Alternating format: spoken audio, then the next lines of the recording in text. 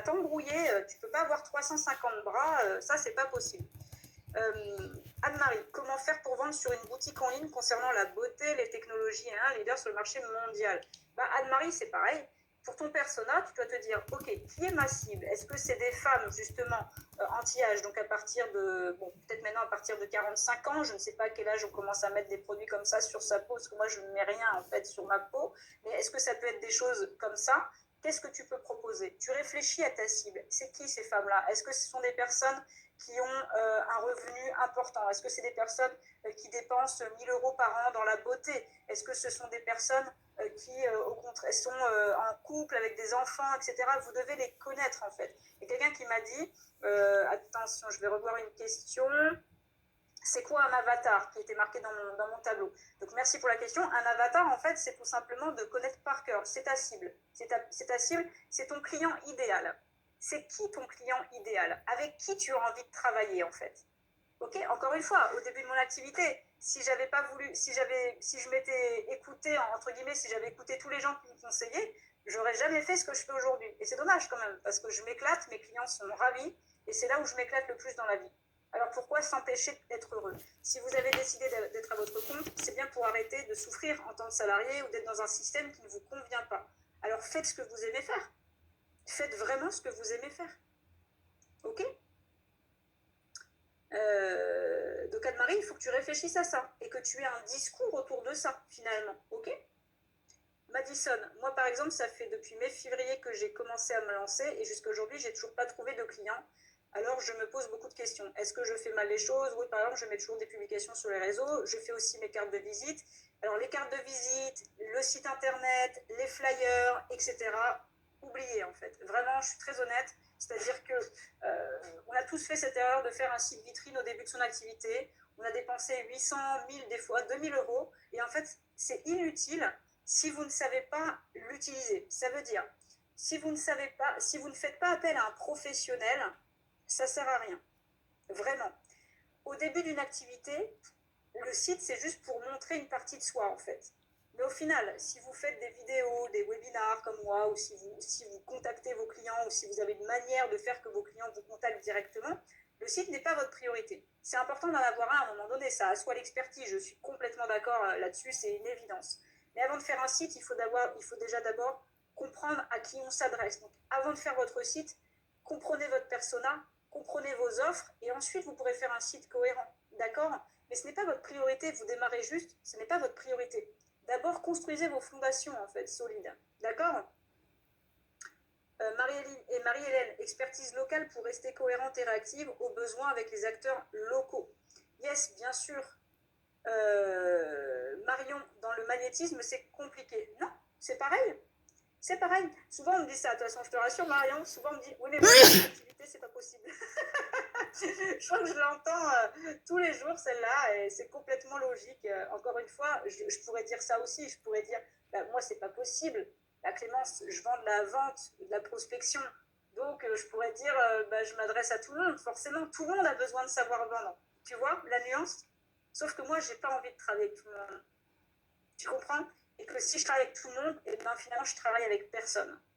Parce que je dois me réadapter en permanence. Et si je dois me réadapter en permanence, je suis sur un schéma qui est hyper compliqué, quoi. D'accord? Est-ce que vous comprenez bien cette partie-là avant qu'on passe à la suite? C'est super important de comprendre ça. En fait, ça permet de se spécialiser, Marie-Hélène. Oui, tout à fait, on se spécialise, en fait. Alors, comprenez bien ça, c'est que si vous êtes sur une expertise, une spécialisation, moi, je vais vous faire confiance. Réfléchissez quand vous faites confiance à quelqu'un.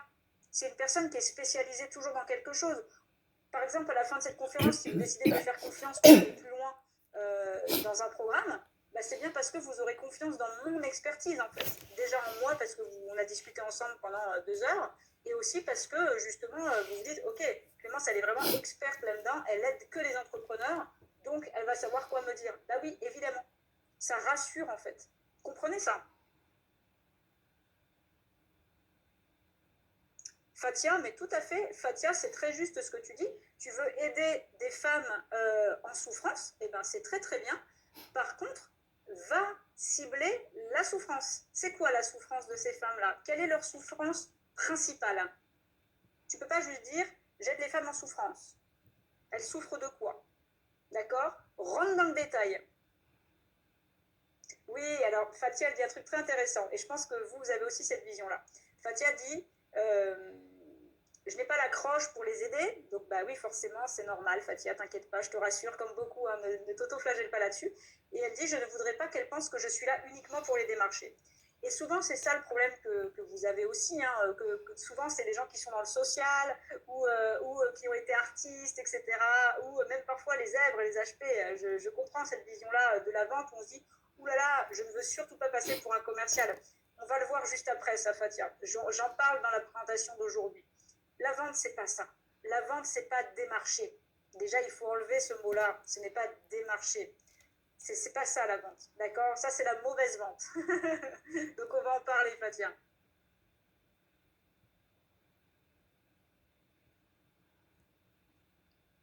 Bien sûr, John. De toute façon, tu vas voir à la fin.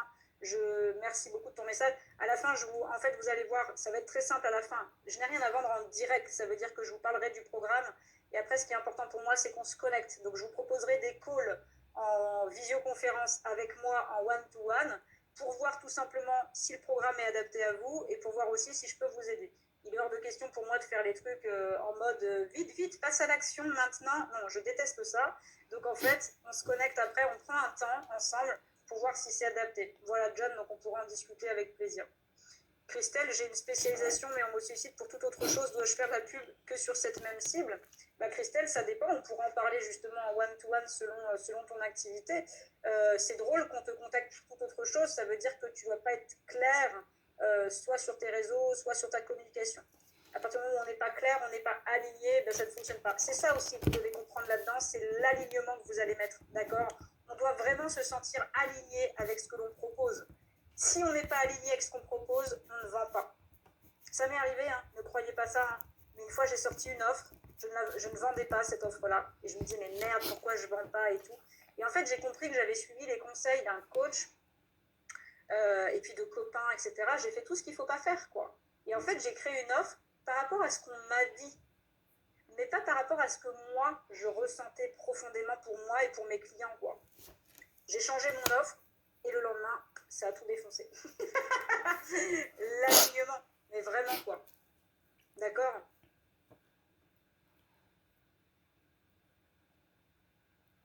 Ok, donc c'est super important. Julien, j'ai plusieurs avatars clients et j'essaye de m'adapter à chacun d'entre eux. Point de douleur, conseil, approche client, il faut s'adapter.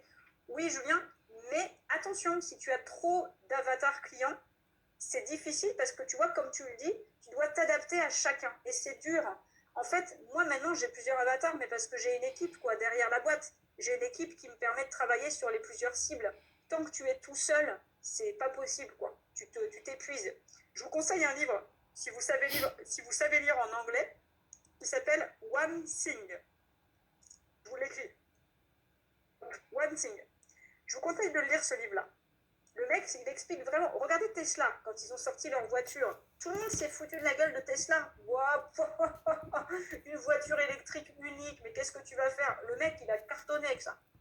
C'est pour comprendre en fait que ôtez-vous de la tête que si vous ne pouvez pas vous adresser à plusieurs personnes, vous ratez du business. C'est tout le contraire qui se passe. Plus on se spécialise, plus on attire des gens en fait. Plus on se spécialise, plus vous allez vendre. Et plus vous allez vous éclater en plus. D'accord? Donc ça, c'est vraiment super important. Voilà, alors il y a beaucoup de questions, merci vraiment beaucoup, mais on va avancer, je suis désolée. Pour tous ceux qui ont des questions auxquelles je n'ai pas répondu, de toute façon, encore une fois, à la fin, je vous proposerai un call. Si le programme vous attire, vous demandez d'aller plus loin, eh bien, on pourra en discuter. D'accord? Pour tous ceux auxquels je n'ai pas le temps de parler, parce que je vois qu'évidemment, l'heure tourne, il est 11 h. En tout cas, je suis contente de voir que c'est clair pour vous. Merci de me mettre que c'est clair. Pour moi, c'est super important que ce soit clair avant de passer à la suite, toujours. Donc, oh là là, vous êtes formidables, vraiment, toutes les questions que vous avez, c'est dingue. Je suis très contente que vous participiez comme ça, vraiment, merci du fond du cœur, ça fait vraiment plaisir. Donc, voilà pour cette partie-là. Donc aujourd'hui, la question, c'est de se dire, maintenant, comment je trouve ma cible? Et c'est souvent la question qu'on me demande. On me dit, bah Clémence, ok, maintenant je sais à qui je m'adresse, mais comment je fais pour aller les chercher? Bah oui, bah en fait, il y a plusieurs techniques de prospection. Il y a plein de techniques de prospection différentes. Mais le tout, il faut l'adapter à toi, en fait. Et ça, on va en parler justement. Ok? Alors, je vais vous repartager mon écran. comment j'ai fait tout à l'heure déjà? J'ai fait comme ça. Hop. Voilà. Et c'est vraiment ça, c'est que si on travaille seul, si on a plusieurs cibles, on doit tout dupliquer tout le temps. Et c'est une grosse perte de temps et d'énergie. N'oubliez pas que vous avez besoin aussi de procrastiner. N'oubliez pas que vous avez besoin de ça. Ne partez pas dans tous les sens. Une autre fausse croyance, c'est justement de tout complexifier. Ça rejoint un peu ça, mais vous allez voir, c'est différent. Ça veut dire, par exemple, pour moi, il faut que j'ai plusieurs offres pour pouvoir m'adresser à tout le monde. Il faut que je sois sur plein de réseaux sociaux. Il faut que je sois sur Pinterest, sur YouTube. Il faut que je fasse des podcasts. Il faut que je sois sur Instagram, Facebook, LinkedIn, etc., etc. Et ça, c'est pas possible non plus, et on va voir pourquoi.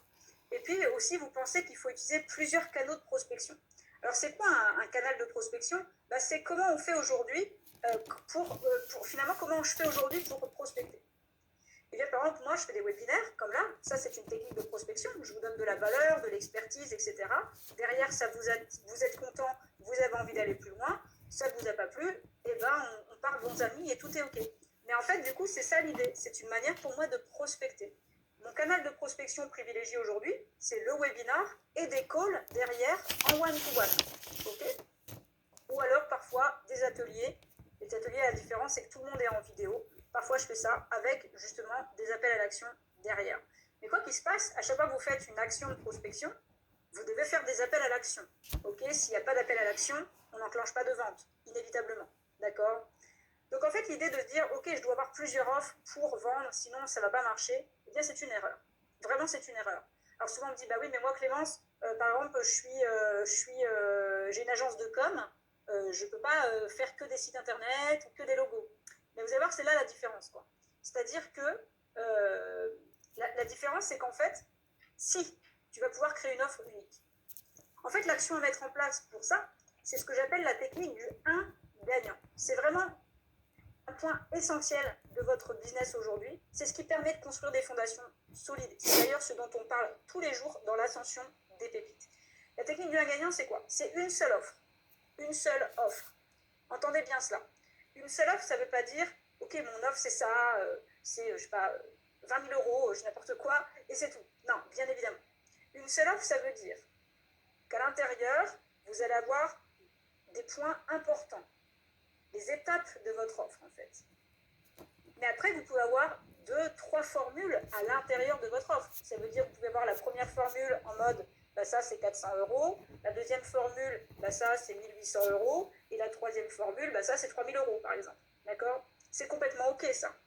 Mais quand je dis une seule offre, c'est de mettre la même chose à l'intérieur avec des choses qu'on enlève. Donc, il y a la formule complète, moins complète et plus petite encore. OK? Ça, c'est OK pour moi. Mais si vous avez plein d'offres différentes, vous allez embrouiller déjà de 1 vos prospects, 2 vous, parce que vous avez pu savoir à quel moment vous devez présenter votre offre, laquelle est cohérente par rapport aux prospects, etc. etc. C'est hyper compliqué, d'accord? Et donc, c'est important de rester sur une offre unique avec des choses qu'on enlève à l'intérieur en fonction des besoins. Évidemment, les clients peuvent avoir des niveaux différents. En VDI, par exemple, moi, ce que je conseille à mes clients qui sont dans l'ascension des pépites, je leur dis, mais faites des packs. Faites des packs, en fait. Par exemple, sur l'aloe vera, chez Forever, je dis, mais fais un pack avec ton gel aloe vera, les petites gélules à manger, etc. C'est le pack complet, par exemple, ça coûte 500 balles.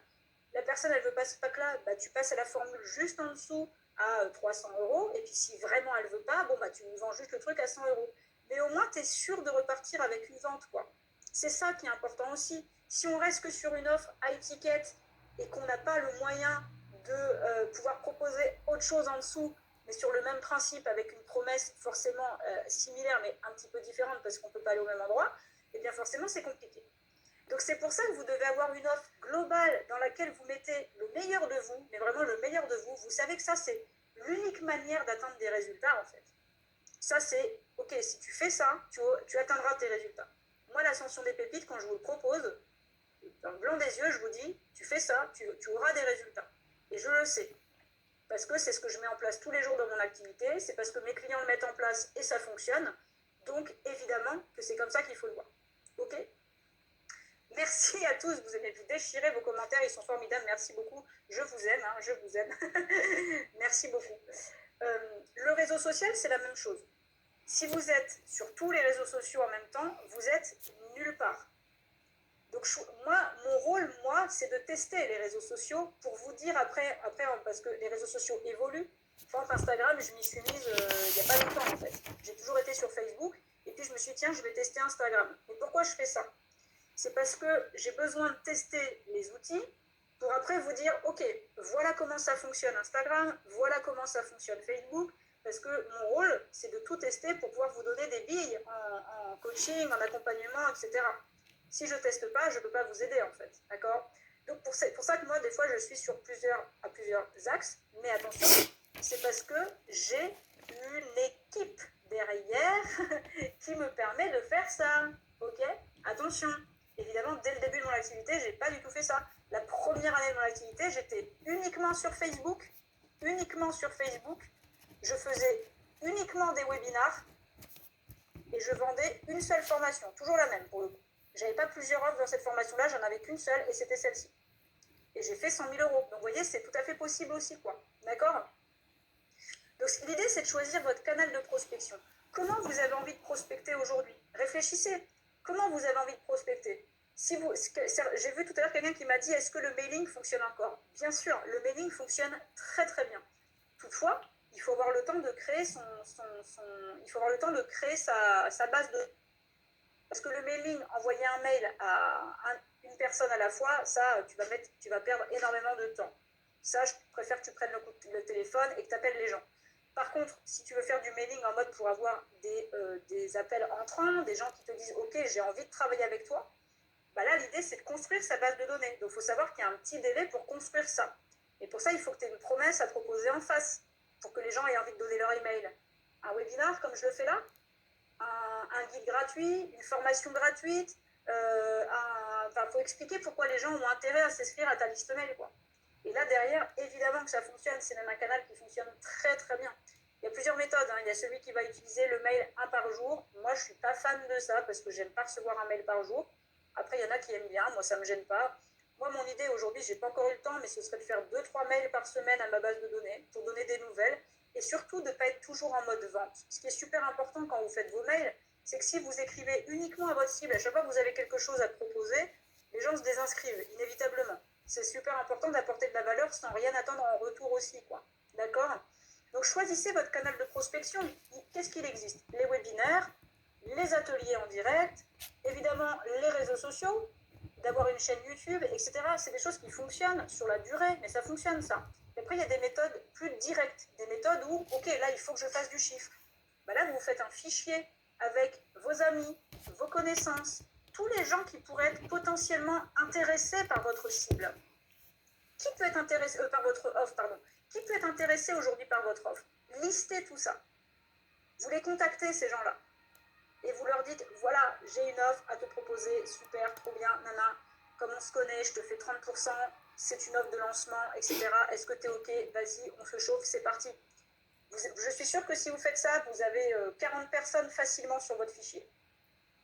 Je viens de créer un module là-dessus sur l'ascension des pépites que je vais leur mettre justement pour créer ce fameux fichier avec tous les gens qu'on peut contacter dès le début de son activité et auxquels on peut vendre. Parce que trop souvent, on ne pense pas à son entourage, en fait. On ne pense pas aux gens qu'il y a autour de nous. Mais je suis sûre qu'autour de vous, il y a plein de gens qui auraient besoin de ce que vous faites. C'est sûr, c'est sûr, c'est sûr, c'est sûr.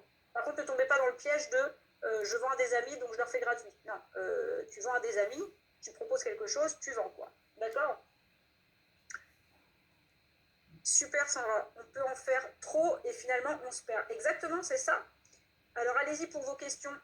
Je reviens à vous. Elle a, c'est je ne sais quoi.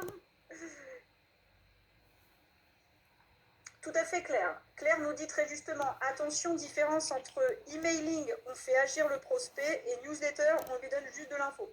Tout à fait, d'ailleurs, moi je parle jamais de newsletter, tout à fait d'accord. En fait, exactement, et au fur et à mesure de ces... C'est pour ça que si jamais on sait qu'on a des choses à vendre, à proposer, il vaut mieux faire 2-3 mails par semaine plutôt qu'un seul, et sur lequel c'est, bon, bah, cette semaine, j'ai besoin de toi parce que je vends une offre. La semaine d'après, tiens, je fais un webinar, est-ce que tu peux venir? Donc, c'est important évidemment de toujours apporter de la valeur.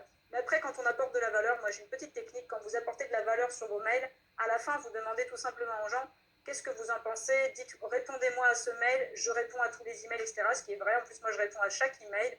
Donc en fait, c'est important de demander aussi ce qu'ils en pensent. Est-ce que ça les touche? Est-ce qu'ils comprennent cette version-là? Et c'est une manière déjà de prospecter, parce que selon les réponses que vous avez, vous pouvez rentrer en conversation, en fait, tout simplement, quoi. D'accord? Donc merci Claire, en tout cas, tout à fait de rectifier ça. Bon, bah parfait, bah écoutez, on est pas mal. Est-ce que vous avez des questions? Je vais boire un coup, hein. Je vais me boire mon petit thé vert.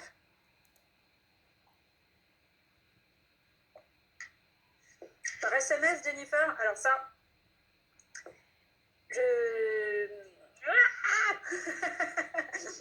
c'est un oui, non. En fait, moi, je trouve qu'il n'y a rien de pire que de recevoir des textos en fait en mode prospection. Aujourd'hui, il y a des applications. Il y a WhatsApp Business qui te permet d'avoir tes prospects sur un canal.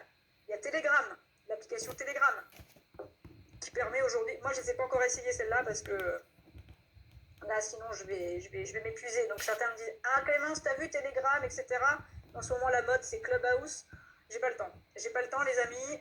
Si je commence à y aller, je vais me perdre. Donc, je le ferai un jour pour aller tester les outils. Ce que je sais, c'est que Telegram, ça marche assez bien parce que ça crée du lien. Mais pour ça, il faut vraiment que vous ayez de la valeur à apporter, pour le coup, limite tous les jours, quoi.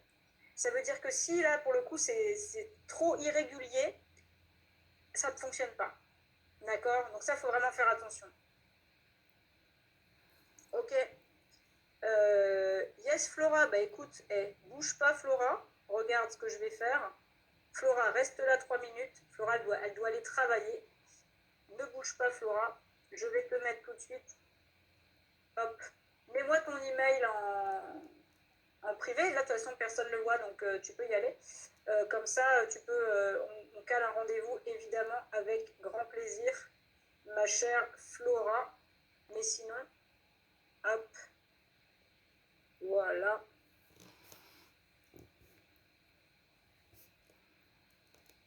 Je t'envoie également un message en privé pour que tu puisses tout simplement réserver un rendez-vous. Voilà, c'est fait.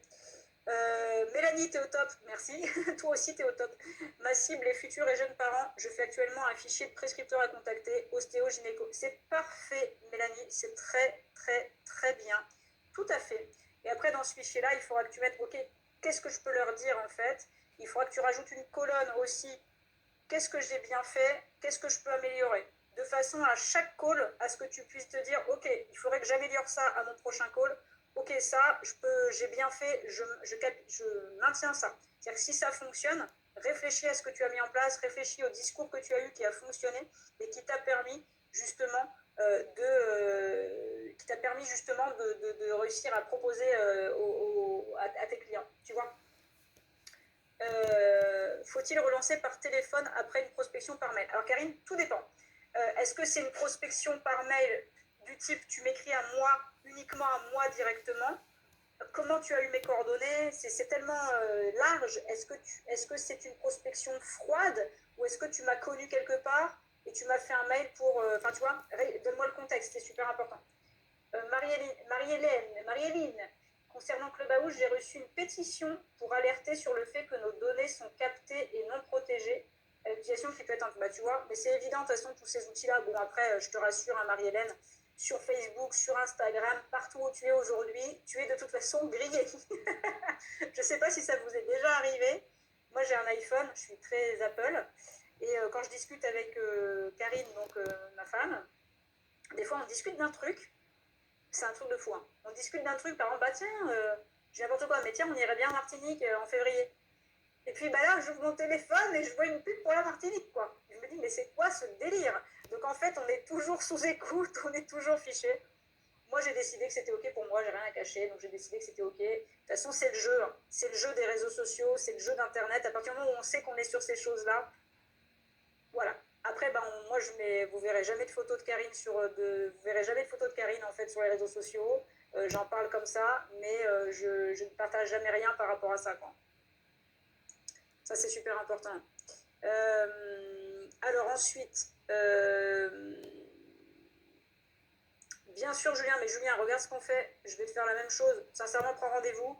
Julien, et puis on en discute. De toute façon, ça me fera plaisir de discuter avec toi. Donc, hop, voilà. Prends rendez-vous avec moi et on discute. Je viens de rejoindre ton webinaire, Khadija. Bienvenue, bienvenue à toi. Tu avais un rendez-vous professionnel avant. Bah écoute, félicitations. De toute façon, il y aura un replay, hein, donc tu pourras regarder le replay aussi. Bien sûr, bah voilà, tu me le dis. Oui, il y aura un replay disponible. Alors, et ben c'est parfait. Tout le monde est OK sur ça. Et ben du coup, on va pouvoir passer à la suite, les amis.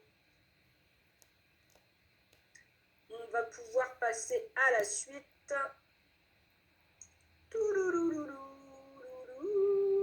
Alors, Webi, voilà. Voilà. Donc là, on a vu la technique du 1 gagnant, donc une offre, un réseau social et un seul canal de prospection. OK. Donc encore une fois, c'est à vous de choisir si vous aimez faire... Après, moi, ce que j'ai partagé un post ce matin sur Instagram et sur Facebook, je ne sais pas si vous l'avez vu, mais je vous invite vraiment à aller le lire. J'ai partagé un truc vraiment important. Si vous êtes sur Instagram, vous allez sur Clémence_Serraz, vous allez voir le post que j'ai mis. Et justement, je parle des 5 tendances de la prospection en 2021. Et vraiment, je parle de webinars, d'ateliers, de vidéos.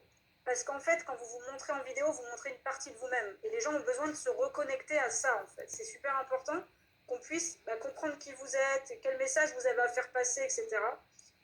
Et ça,